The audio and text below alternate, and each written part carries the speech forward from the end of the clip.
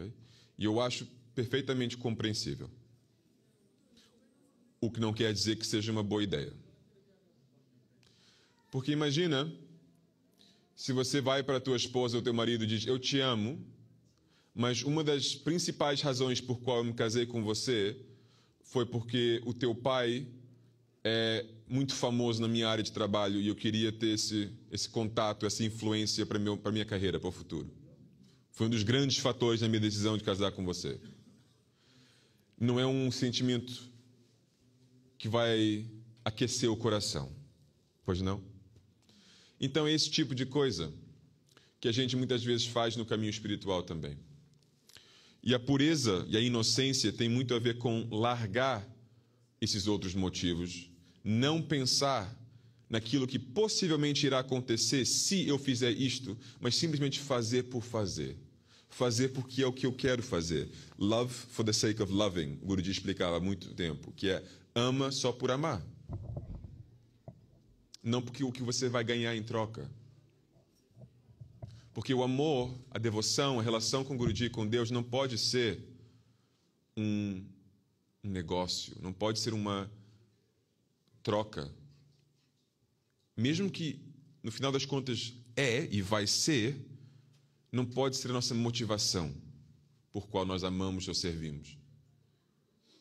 Muitas vezes as pessoas fazem uma doação, por exemplo, quando sabem que vão receber algo em troca. Por exemplo, um nome debaixo do altar.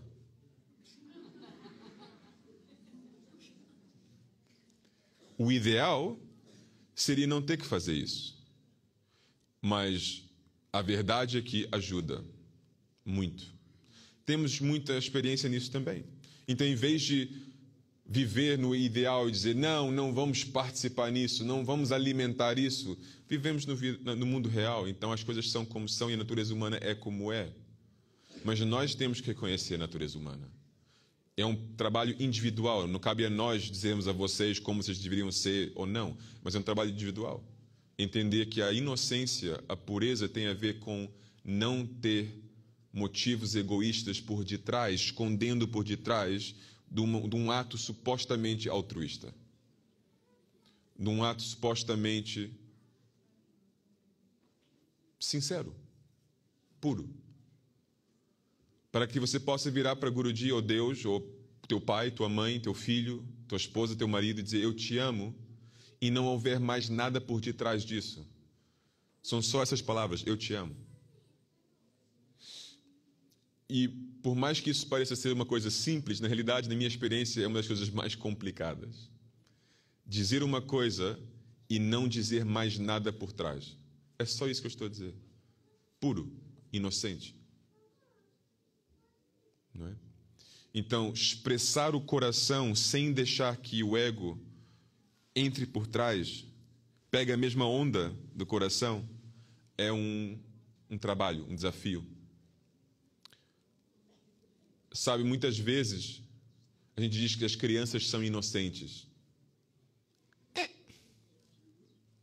Sim e não. Porque você vê que muitas vezes as crianças aprendem quais são os comportamentos que eu tenho que ter para ganhar algo que eu quero. É quase que você começa a aprender que o mundo funciona na base da troca. Se eu tenho esse comportamento, eu vou ser punido. Se eu tenho esse comportamento, eu vou ser recompensado. Não é? A escola, de certo modo, também afirma esse tipo de mentalidade. As estruturas que nós temos na sociedade afirmam essas mentalidades. E a gente acha que o Guruji também afirma isso. Não é verdade. A lei do karma, sim. Mas a lei do karma é o que governa o mundo material. O mundo espiritual é o mundo que vai para além da lei do karma. No mundo material, você faz uma coisa e tem uma consequência. Uma troca. Ato X tem recompensa Y. Ato Y tem recompensa F. Isso é a lei do karma. Mas quando a gente começa a aprender a fazer akarma, que é o que Krishna recomenda no Bhagavad Gita, um ato desapegado, desinteressado, verdadeiramente altruísta, puro, não existe consequência nenhuma que se agarre a você. Porque o ato em si é completo, o ato é devocional, é serviço, é amor, porque amor é um verbo. Então, quando você age com amor, não existe resultado nenhum que vem como retorno. O ato em si é a recompensa. O ato de amar é a recompensa do amor. Entendem a diferença? Mas quando você não age com amor, ou você não age de uma forma pura, você está sempre agindo com alguma recompensa específica como seu objetivo. E o mundo nos ensina a trabalhar e existir e viver dessa forma. E com Guruji não é diferente. Não é diferente. Eu me lembro num jantar que eu tive com ele na França, ele e o Swami Vijay, e ele me pôs a chorar no meio do restaurante. As pessoas todas olharam para mim, quase que, tipo, pisca se você precisa de ajuda. Por quê? Porque o Guruji, do nada, vira para mim e diz assim: Revati, eu decidi que eu já não quero que você me sirva. E eu, mas serviço? Bhakti Marga, Bhakti Yoga, serviço? Isto não é o objetivo desse caminho? Eu quero te servir, eu já não quero o teu serviço. Por quê, Guruji? Simples, porque você só quer me agradar. E eu não gosto disso, então eu não quero mais o teu serviço. E eu, estou ainda mais confuso. Já não posso servir e o erro do meu serviço é eu querer te agradar. E o Swami Vijay?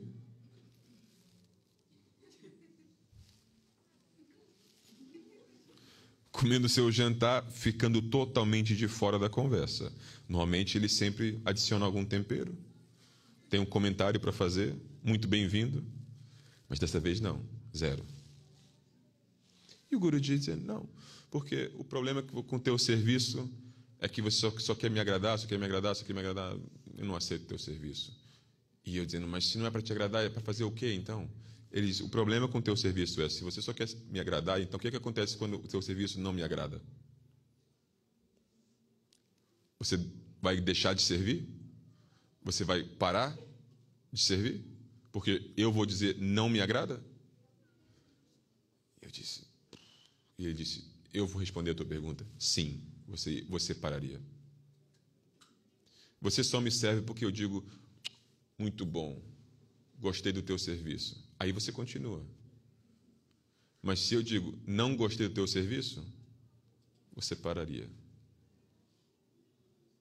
O que significa que você não está interessado em servir a mim verdadeiramente. O serviço é um veículo para você se sentir especial. Aquela validação que você precisa de mim para dizer, eu tenho orgulho de você, meu filho. Aí sim você vai ser meu filho. Mas se eu dizer que eu não tenho orgulho de você, você vai dizer, você já não é meu pai. Assim qualquer um. Qualquer um pode servir se existe uma recompensa positiva. Qualquer um ama quando a pessoa já te ama. Qualquer um serve quando a pessoa tem algo para me dar em troca. O problema do ego é que o ego sempre vai criar uma situação na nossa mente para que haja alguma recompensa pelo nosso ato. É o objetivo do ego. Ganhar recompensa sempre. Isso não é uma coisa material, tem que ser uma coisa sutil. Tipo um reconhecimento, um agradecimento de alguém. Ou a pessoa fica te devendo um favor para o futuro. Mas alguma coisa eu tenho que ganhar com este ato. E a inocência, a pureza, é quando você deixa de ter essa mentalidade. Você já não precisa ganhar nada. Você faz por fazer. Você faz porque você sabe que é a coisa certa, independentemente da reação, do resultado, se as pessoas te agradecem ou não agradecem. Você continua acordando, se levantando e fazendo a coisa certa, porque é a coisa certa. Não porque o que você ganha em troca. Você pode ser até criticado por fazer a coisa certa, Mas você vai fazer na mesma porque a tua intenção é pura e é inocente. Eu não estou aqui para ganhar nada de você em troca. Entendem? Então, o verdadeiro serviço que o Guruji queria de mim era esse. Você tem que me servir porque é a coisa certa a fazer. Porque é a sua natureza. Não porque eu vou te recompensar. Não porque você vai ganhar fama por me servir. Não porque as pessoas vão pensar melhor de você por você ter me servido. Mas porque é a coisa certa para fazer. Independentemente do resultado. Se você é criticado, louvado, não interessa. Entendem? Isso é pureza e inocência no caminho espiritual. E a terceira qualidade era simplicidade. Desculpa pela longa resposta. A terceira qualidade era simplicidade. A simplicidade é um sinônimo de clareza. Ok? Como eu tinha dito antes, nós confundimos muito as coisas, complicamos muito as coisas. Então, simplicidade no caminho espiritual significa clareza, especialmente em relação aos nossos objetivos. Eu tinha dito que para o país o objetivo é alinhar com a vontade de Guruji e cumpri-la. Certo? Isso te traz simplicidade. Porque assim não temos que entrar em grandes debates. Não temos que ter reuniões para discutir qual é o objetivo, o que é que nós queremos alcançar, porque já sabemos o que queremos alcançar. Já temos o objetivo. Então, isto é uma vida simples, um projeto simples, uma comunidade simples, o que não significa que não é profunda. Às vezes as pessoas confundem esses conceitos, que a simplicidade significa que não há profundidade na coisa. Não tem nada a ver. Essas duas coisas podem ser super compatíveis. Uma pessoa pode ser profunda e simples ao mesmo tempo. Okay? Então, repito, a simplicidade tem tudo a ver com a clareza. O que eu estou aqui para fazer hoje? O que eu quero comunicar para vocês? Mais simples é a minha mensagem, mais clara eu vou a transmitir e melhor vocês vão a receber. Se eu tenho uma mensagem complicada e complexa, eu vou ter dificuldade em comunicá-la e vocês vão ter dificuldade em compreendê-la. Muito menos cumprir. Certo? Então, o Guruji é um gênio. Ele não deu 10 tarefas para Portugal. Ele não deu 20 sadhanas. Ele disse, torne este ashram um sucesso. Simples. Faça isso acontecer. Tchau. Nos vemos no ano que vem. Entendem? Então aí, com essa diretriz simples, temos uma vida simples. Temos um objetivo. Mesma coisa que a nossa vida espiritual, ao nível individual. O que eu quero? Eu quero amar de uma forma incondicional. Ótimo. Então não tem que estar aqui a discutir se eu devia perdoar alguém ou não, se eu devia me afastar de alguém ou não. Porque se eu escolho amar incondicionalmente, a solução é simples. Tem que amar. Tem que encarar, tem que dar a volta, tem que enfrentar, porque eu escolhi amar. Claro, amar não significa gostar. São duas coisas diferentes. E nós sabemos disso. Mas mais você tem clareza, mais você simplifica a sua vida, mais sucesso você vai ter. Então, para mim, simplicidade está casado com a ideia do sucesso no caminho espiritual. Simplicidade, chegas ao sucesso. Não tem simplicidade, não vai chegar a lado nenhum.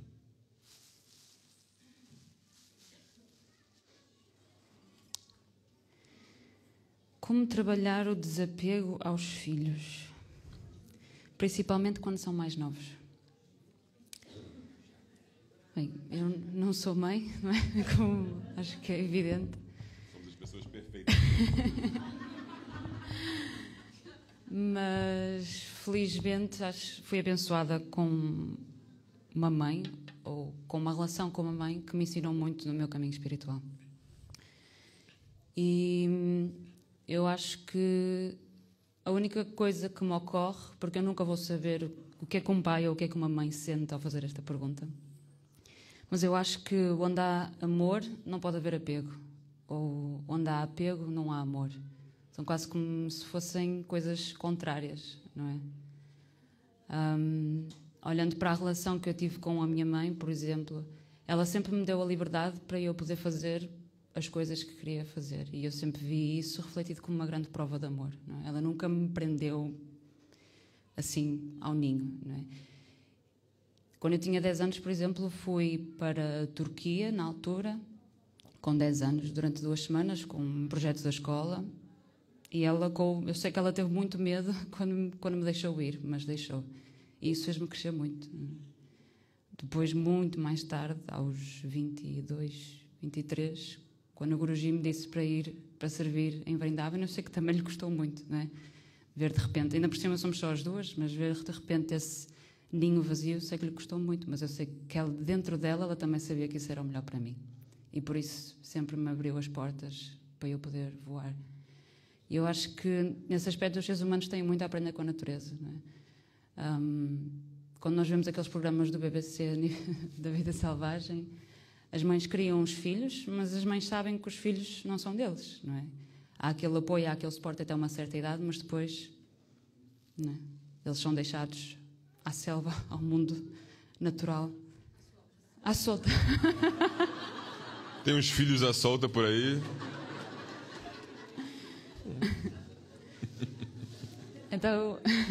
Então eu acho que é isso. Eu acho que os filhos nunca são nossos, não é? Eu sei que isto é um clichê, mas é realmente a verdade.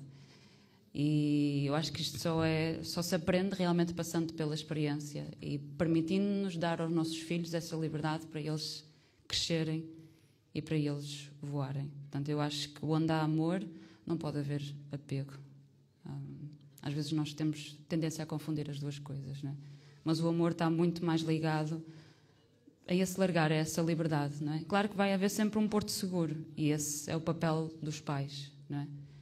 Mas o verdadeiro amor é o deixar ir, é o dar-lhes as ferramentas, não lhes dar o peixe, ensinar a cana, dar-lhes a cana para pescar e ensinar-lhes a pescar. Eu acho que é por aí.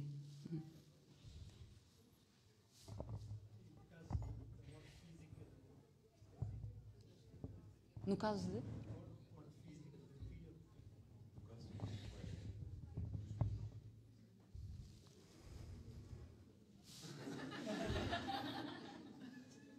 Se quiseres, eu posso.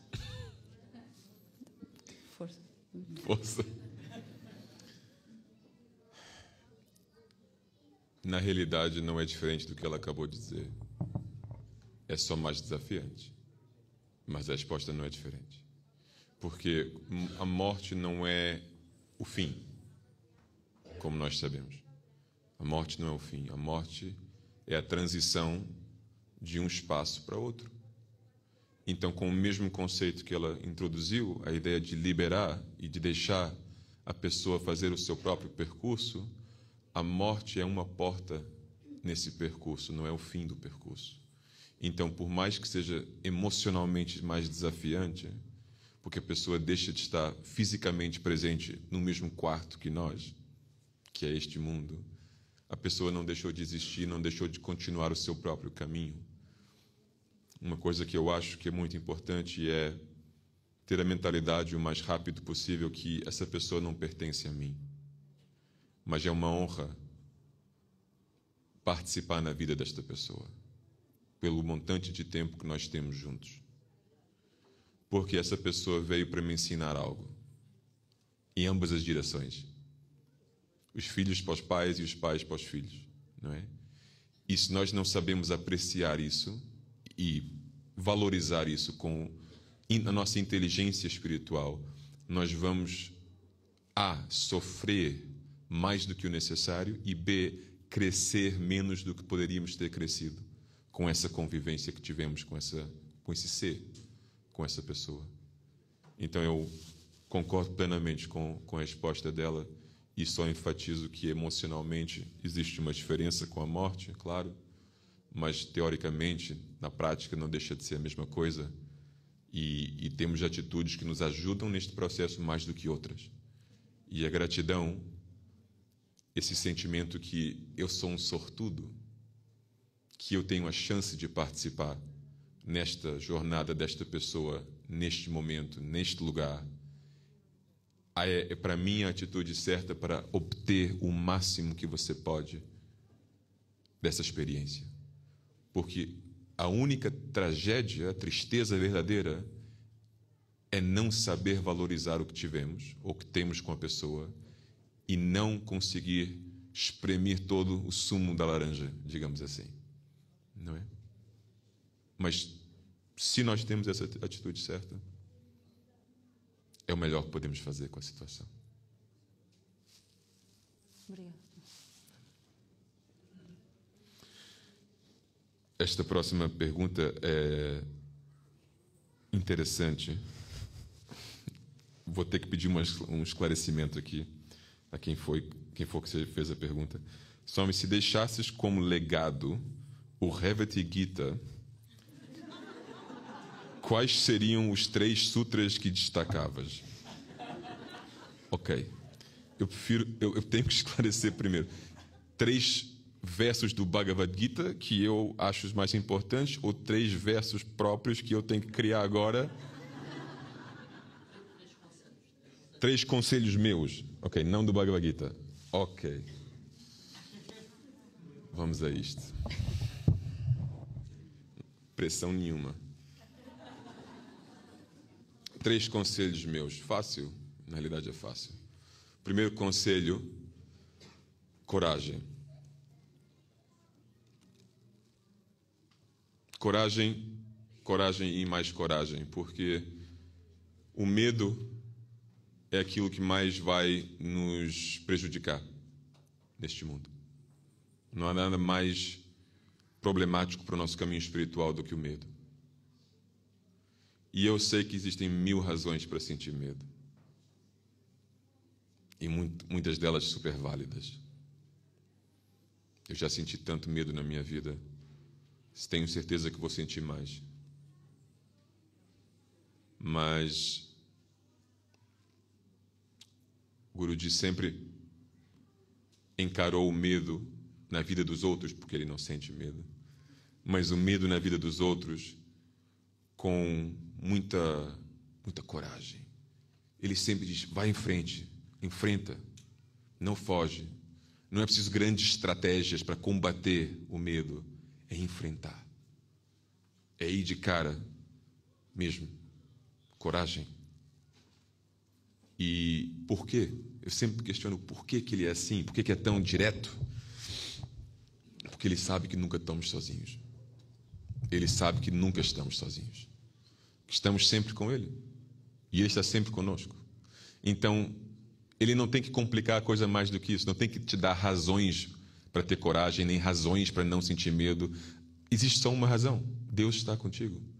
E isso parece ser só palavras, até você realmente tiver que ultrapassar algo e você vai ver, sentir que Ele está verdadeiramente contigo. Aí deixa de ser uma ideia e é uma realidade que você vive. E aí que eu acho que o maior valor existe nas testemunhas dos devotos. Quando os devotos partilham as histórias, os momentos na vida, quando ultrapassaram o medo, quando ultrapassaram os momentos tão difíceis na vida, e podem te olhar nos olhos e dizerem: o Guruji estava lá ao meu lado. Eu senti. Isto não são ideias, não são teorias. Eu senti. E aí é que estão as provas do que é possível. Se nós acreditarmos, se nós tivermos fé e coragem. Coragem não é a ausência do medo, é a capacidade de ultrapassá-lo. Eu sinto medo, mas não vou me deixar ser definido por esse medo. Por quê? Coragem. Deus está comigo.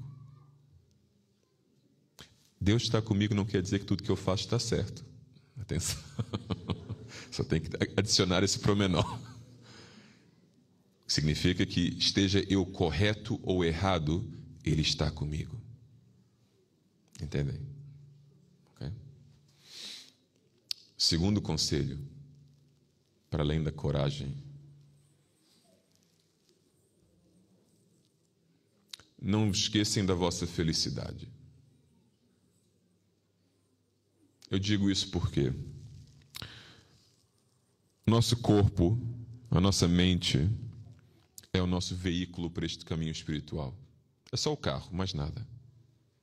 Krishna explica isso no Bhagavad Gita. Este corpo, como vários outros corpos que já tivemos, são como roupa que nós trocamos. Serve um propósito, mas depois trocamos por outro. Ok? Mas o combustível para pôr este carro a andar é a felicidade.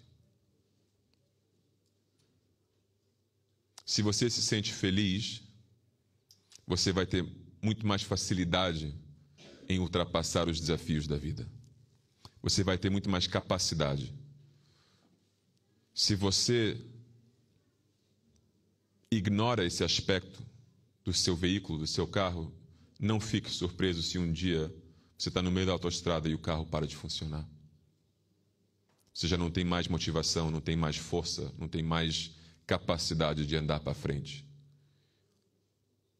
Eu já vi casos de depressão muito graves. E você vê como a pessoa se deixou cair nessa situação, gradualmente, muitas vezes, nem sempre, muitas vezes. E eu acho que, seguindo ideias espirituais, é um perigo constante, essa ideia. Porque as pessoas começam a reconhecer que isto tudo é um pouco falso, que isto é tudo maia, que é isto, que é aquilo. E isso pode ser uma realização, um despertar, tanto quanto pode te levar à depressão. É como identificar um problema sem ter a solução. Isso não é uma boa experiência. Saber que você tem uma doença, mas não saber a cura. Não é? É desafiante. E eu digo isso em que sentido? Quando eu falo da felicidade, de não esquecer a sua felicidade.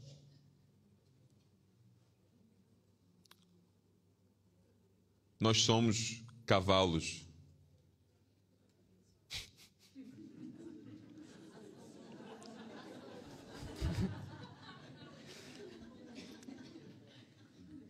E o Guruji olha para a gente e diz: eu quero esse cavalo. Mas é o cavalo selvagem. E ele tem que domar esse cavalo, gradualmente.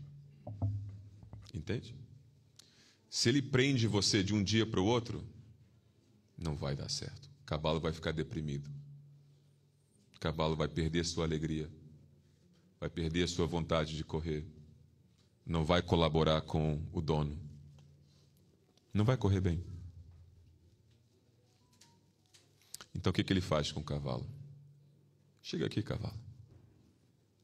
E gradualmente vamos tirando certas liberdades. Nessa história, nessa analogia, estou dizendo Guruji, nós. Na realidade, o Guruji está nos ajudando, porque o verdadeiro dono é nossa alma e o cavalo é só o corpo e a mente. E é o corpo e a mente que nós temos que domar. E a alma é que está a fazer esse processo. E eu acho que temos que seguir esse exemplo perfeitamente. Por quê? Porque tens que dar algumas liberdades ao cavalo ao longo do processo. Você tem que te dar algumas liberdades de vez em quando. Você não pode ir do 8 para 80. Não vai correr bem. Mas, cuidado. Com esse conselho que eu dou para não ignorar a sua felicidade, mesmo felicidade mundana, como um alimento, como um combustível para pôr o carro a andar para frente, não cais na armadilha. Que é, todos os gunas nos prendem a esta realidade, inclusive Sattva Guna, o apego à felicidade mundana. Você tem que ter essas gotas de felicidade, sabendo que isto é só uma solução transitória. Eventualmente eu vou saber até largar disto.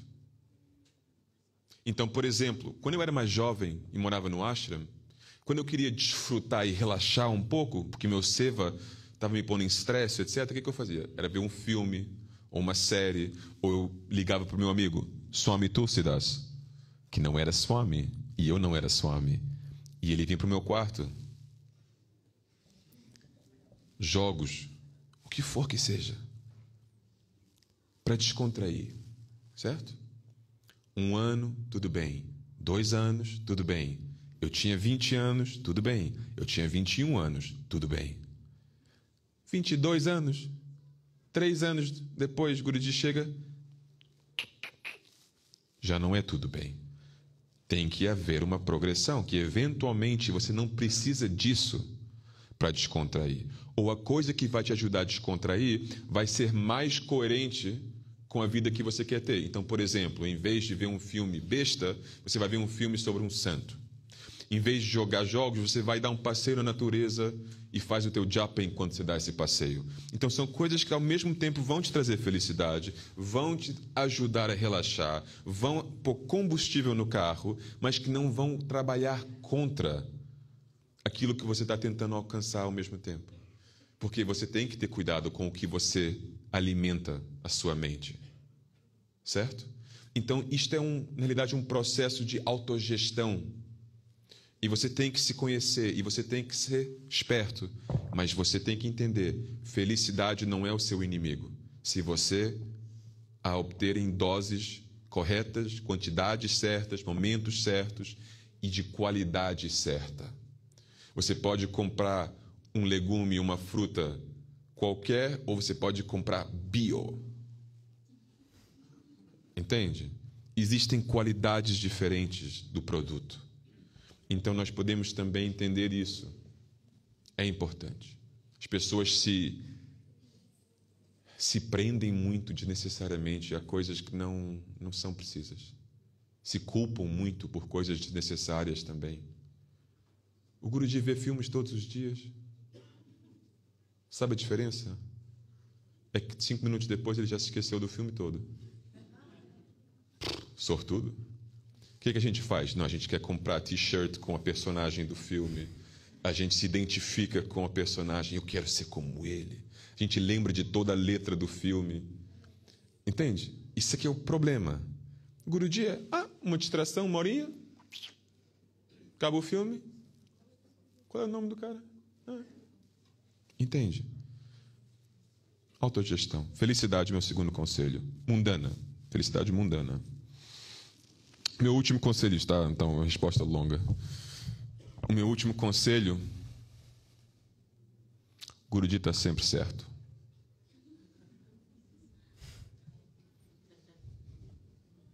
Ele está sempre certo. Não interessa o que a tua mente está te contando. Não interessa o que você acha, ele está sempre certo.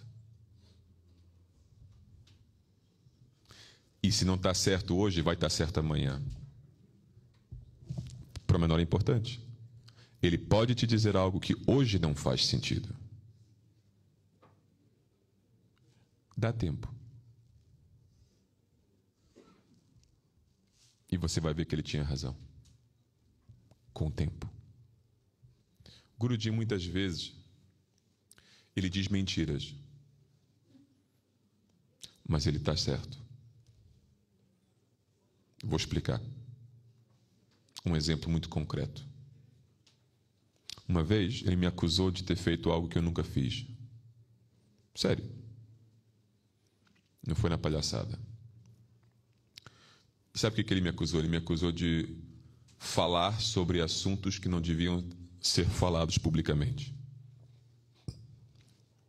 Ele disse: algo aconteceu no nosso jantar em que você estava presente e alguém fora da minha casa ouviu falar sobre esse assunto, e eu sei que foi você que contou essa pessoa. Não fui eu. Eu estava com a boca caladinha, não disse nada, mas ele me acusou disso.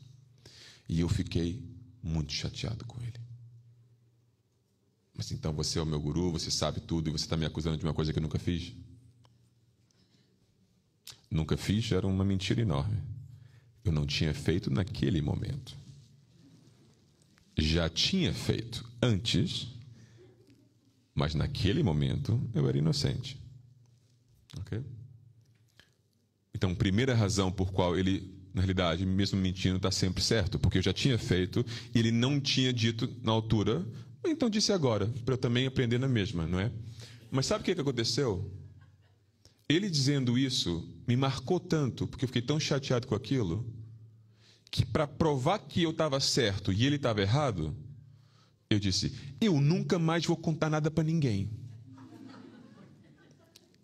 E ele sai da situação com exatamente o objetivo dele alcançado. Ele ganhou.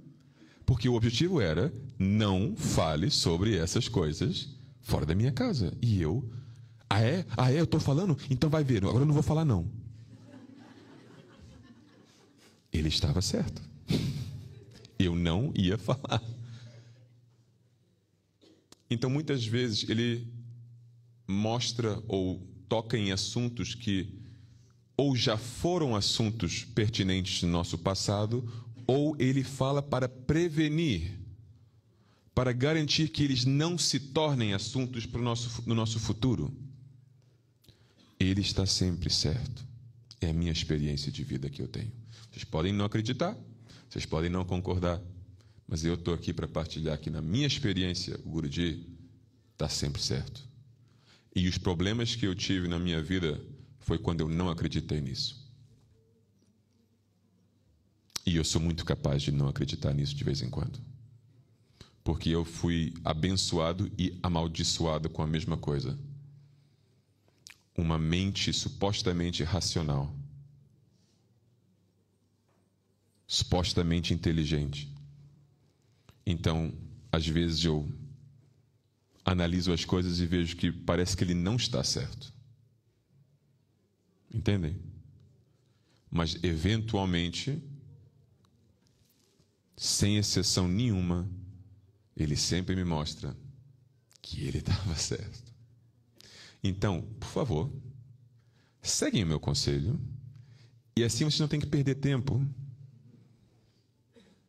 E podem seguir essa inteligência dele logo de primeiro. Recomendo muito. Coragem, felicidade contextualizada e aceitação do que o Guruji te diz. Aceita. E se é para doer, deixa doer. Se é para te fazer sentir felicidade, sente felicidade. Acredita no que ele te diz. Uma vez eu virei para o Guruji e disse assim, Guruji, tem tanta pessoa interpretando tudo que você diz. Eu fico tão chateado com isso. Sabe o que eu quero? Se eu morrer e eu não for realizado, seja porque eu acreditei demais em você do que de menos. Ele diz, como assim? Porque eu acreditei em tudo que você falou, sem interpretação nenhuma. E possivelmente era para ter interpretado. Mas eu prefiro errar por não ter interpretado do que errar por ter interpretado tudo à minha maneira. Ele olhou para mim e disse, para de se preocupar, isso não vai acontecer. Mas o ponto se mantém. Muitas vezes a gente tenta adicionar camadas de interpretação e o que for que seja. Acredita o que ele diz, ponto final. Ele está certo. Ok? São as minhas 3 dicas.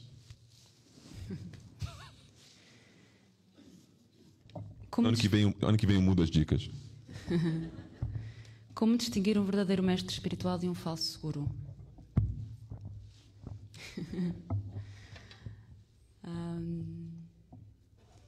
Eu acho que um verdadeiro guru nunca vai dizer aquilo que nós queremos ouvir, ou nunca vai dizer aquilo que nós gostamos de ouvir. Acho que um verdadeiro guru vai sempre procurar tirar-nos da nossa zona de conforto, tal como o Swami acabou de partilhar agora. O guru é aquele que remove a ilusão, não é? E eu acho que é isso. Eu acho que ele vai sempre, o Guruji é o melhor exemplo disso, ele vai sempre desafiar-nos um bocadinho mais. Quando nós estamos perto da zona de conforto, ele faz-nos descobrir que a nossa zona de conforto afinal é muito mais larga do que aquilo que nós achávamos, não é? O nosso limite vai sempre um bocadinho mais além. E eu vi pessoas muito próximas de mim, devotos, ex-devotos, que eram muito próximas do Guruji, que tinham tudo, tinham a proximidade com ele, Tinham os jantares com ele, tinham as materializações, tinham os milagres, tinham todas as provas, a de repente deixarem o Guruji, deixarem de acreditar que ele era um guru. Não é? E eu acho que isso acontece por vários motivos, mas o principal, obviamente, eu acho que é pela nossa mente e pela história na qual nós começamos ou escolhemos acreditar, porque eu acho que é uma escolha. O Guruji disse uma coisa neste Navaratri que sempre que me surgem dúvidas, porque acho que a todos nós nos surgem dúvidas em relação ao nosso caminho, elas são naturais e elas são saudáveis até, porque isso permite-nos continuar a questionar. Sempre que me surgem dúvidas, eu penso numa coisa que ele disse este Navaratri, que é once you know something, you cannot not know it. Uma vez que nós sabemos alguma coisa, não há como nós sabermos, não é? E eu acho que todos nós temos esta experiência, porque todos nós estamos aqui com ele. Acho que depois de provado aquilo que nós sentimos no nosso coração ao estar com ele e ao ter o Guruji no nosso caminho, eu acho que é muito difícil nós desvermos isso, não é? A não ser que escolhamos, façamos a escolha de acreditar naquilo que a nossa mente nos diz. Não é? E, uma vez mais, o verdadeiro mestre é aquele que nos vai retirar constantemente da nossa zona de conforto. Não é? E sempre que surgem essas dúvidas, eu acho que também passa por olhar para a nossa vida, olhar para a pessoa que nós éramos antes de conhecer o Guruji e olhar para a pessoa que nós somos estes anos todos depois. Não é? E a transformação, porque eu tenho a certeza que isto é uma realidade para todos nós, a transformação que todos nós passamos por, o crescimento que todos nós passamos por, acho que é uma coisa que nenhum de nós que está aqui e que continua com ele pode negar. Não é? Mas isso só acontece porque ele foi sempre aquela pessoa que nos retirou da zona de conforto. Ele foi sempre aquela pessoa que disse aquelas coisas que nós não queríamos ouvir, ou que disse aquelas palavras não tão agradáveis, que são duras, mas que proporcionaram esse crescimento, não é? E que proporcionaram o quanto nós crescemos neste caminho com ele. Portanto, acho que a distinção entre o verdadeiro guru ou o falso guru é essa. É o guru verdadeiro vai sempre dizer-nos aquilo que nós não queremos ouvir. Não.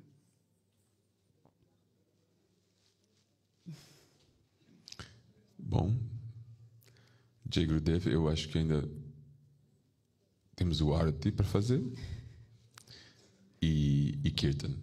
Eu acho que era bom cantarmos um pouco, dançarmos um pouco juntos. Sempre na festa para acabar.